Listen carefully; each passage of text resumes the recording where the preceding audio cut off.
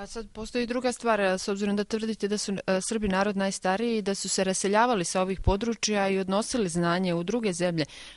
Ipak je to malo nevjerovatno prihvatiti, dakle, za druge zemlje da su dobili nauku, da dakle oni nisu autotohni, već da im je neko drugi donio. Pa Gordon Child, koga navodi Miloš Crnjanski, upravo rekao da su praoci Britanaca došli sa prostora stare Jugoslavije.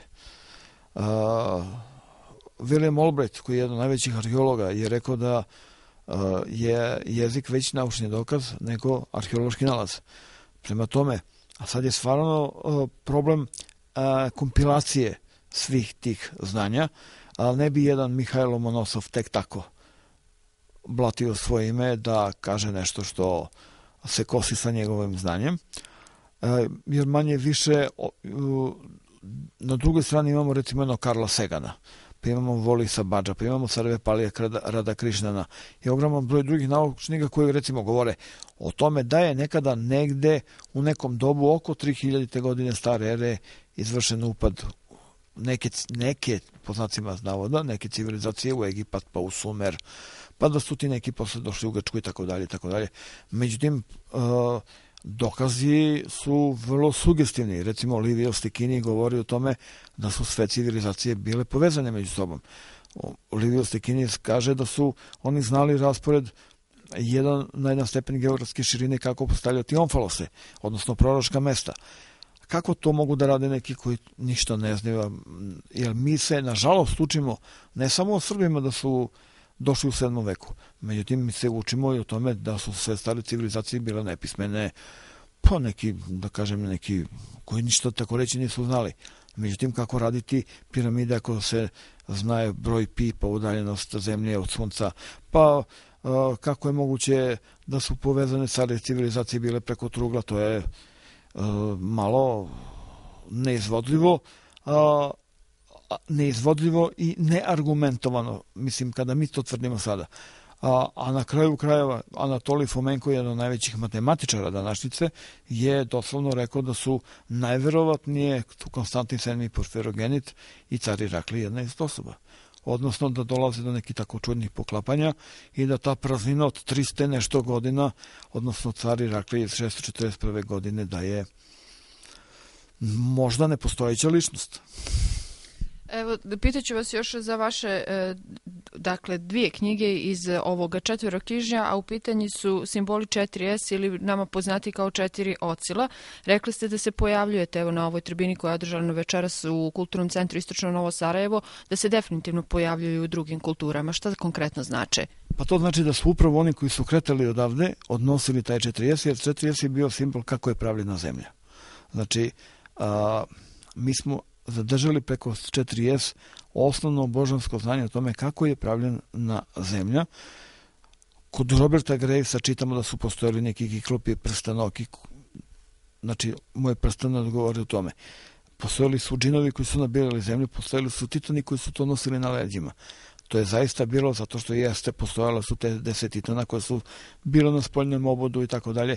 Mi govorimo danas jezikom koji se govorilo u Egiptu u vreme Behteta, prvog glavnog preddinastijskog grada koji je određen linijom Beograd-Niš-Gebel-Serbal na 31 minut 30 stepeni. Reči prt, šenu, čam, lud su srpski termini. Imena prvih egipatskih faraona su srpski. Aha, Atuti, Djer, Vađ, Nebre, Beon, Unas, Anap, Apaknas, Arsa, Iuput, Bik, Meso, Haris i tako dalje. Sve su današnje imena. Šta drugo treba još? Pa pretpostavljam ništa osim da vas zvanična nauka zaista i prizna i da nam se izmjene udžbenici iz istorije i naravno svi drugi onda udžbenici. Pa pazite, presuda je donešena preko HG2 genoma. Znači, dr. Dragan Lavantić je rekao i ne samo, nego i svetski naučnici su rekli da je HG2 genom vladajući. Iz njega su se kretali i razvijali ostali podgenomi, da tako kažem. Pravci tih genoma odgovaraju mojim prstenovima. To znači, Alamantić je rekao 27.000 godina, možemo da se zborimo, možda neka godina gore dole. Međutim, problem je u tome što je to znanje nije slučajno Znači, nikakve slučajnosti nema. Kako je moguće da je baš na 31 stepen 30 minuta bude Behted, glavni preddinastijski grad i tako dalje i tako dalje. Sve se znalo, car Konstantin je recimo sve svoje igle prebacio na prstenove, ove moje, recimo Milan, Rim, Pariz, Berlin, London. Kako? Tek tako slučajno. Kako je Aleksandar Makedonski sahranjen baš u oazi Siva koja se nalazi 800 km od Gebel Serbal? Kako je moguće da je na 800 km od Stonehenge nalazi se Kalaniš, gde se nalazi krst koji je upravljen prema Veneri? Malo je neverovatno da je to tek tako slučajno ofrlje. Kako je moguće da se Istanbul nalazi na liniji Niš, Bagdad i tako dalje, i tamo je car Teodosije odneo 10. Kleopatrinu iglu. Sad je stvar samo pitanje kako su oni to znali. To sad, i ja ne znam kako su oni to znali, ali oni su to uradili. Oni su uradili nekim znanjem, mi samo možemo da se poklonimo tom znanju, a ono što se de facto govori da što se tiče tog Konstantina VII. Porfirogenita koji je svima nama riblja kost u grlu, je da je zapravo tekst koji i ne postoji, koji je stalno napisan. On je jeste zvanično objavljen tek 1611. godine u Parizu. Niko nije čuo za to. Postoji samo jedan dokument koji se navodno navodi da je pisao neki Mihajlo prepisivač za cara Jovana Duku i tako dalje. Međutim, neka mi kaže neko ko je vidio taj dokument, pa ćemo da razgovaramo. Dobro, nemamo više ni vremena za razgovor. Ovom prilikom ću se zahvaliti što ste došli u Istočno Sarajevo, održali nam ovo jedno zanimljivo zaista predavanje i naravno želim vam mnogo sreće u budućem radu i nadam se zaista da će vas zvanična nauka, da će ozbiljno shvatiti ove teze koje ste iznijeli i da će se bar donekle izmijeniti udžbenici istorije. Biće sigurno, ne sekretite se. Hvala vam. Hvala. Eto, to je to.